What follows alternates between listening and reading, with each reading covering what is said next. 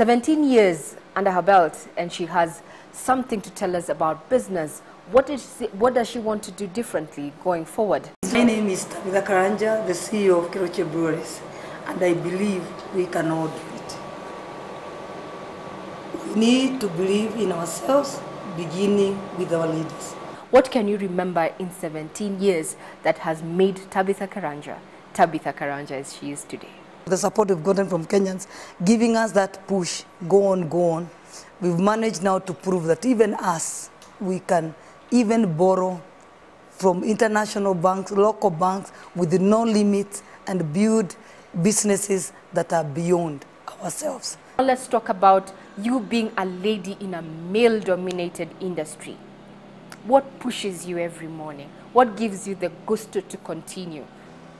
Maybe what has helped me is because of the focus I had from the beginning. Because when I got into the business, I never thought of saying that I'm a woman. I never thought that there's businesses that can be done by a woman and not, can be done by a man and not a woman. But the minute I got into the business and then started doing it with a focus, then that's the time I started hearing people say that I'm in a male-dominated industry. But truly, it is that we can all do it. It's not that only men who can do this and this. We are all equal when it comes to business. Just get that focus, determination, and right leadership, and you are ready to do it. Basically, how do you want to take up the market? When we launched the brewery back in 2008, we had already done our research, and we knew there was a gap in the liquor market. When we come to the beer, we knew there was a gap. People are looking for a natural brewed beer that was sugar-free, and after taking it, you are sure that it has no hangover. And then we knew the company that was there had occupied the market for the last 80 years, meaning there was an automatic gap of, there's an automatic way of capturing a 20% customers of people who feel they've been having this thing for too long, or people who needed choices and they could not get a choice. So when we came in, we knew that we needed to increase our capacity. But when we came in, of course, the 2008, 2009, 2010, there was a lot of resistance from a competitor because of the monopoly that was created there. And so immediately after we broke the monopoly, there was no time to waste, but just to go on.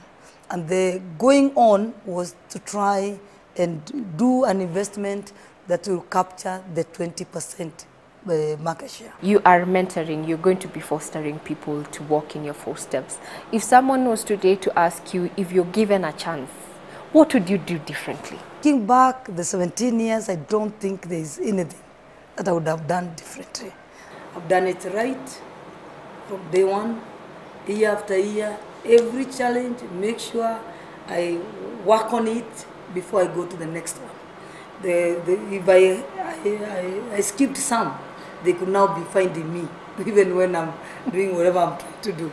But the minute I fought every challenge after every other, winning, going on, even being recognized in our country. I remember getting an award from former President, His Excellency Mwai Kibaki, Moran of the Burning Spear, and then being recognized the 50-year Jubilee with an award.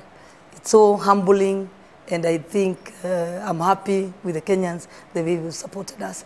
And we give back to them by giving back the 18-year experience that we've gained from over the years. But what can you say in a nutshell about alcoholism and drunkenness in Kenya as it is? I always preach one beer after every meal. Don't go for 10, just have one beer after every meal. And you are guaranteed, even if you live here for 100 years, you'll have, even when you're 100 years. But the minute now you abuse it, again, that is something.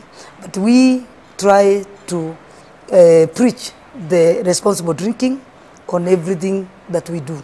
But please, what I would ask the government is to make sure the illicit brews are not in the market. Because with those, it is a big, big problem. Because it talks of health hazards to our society.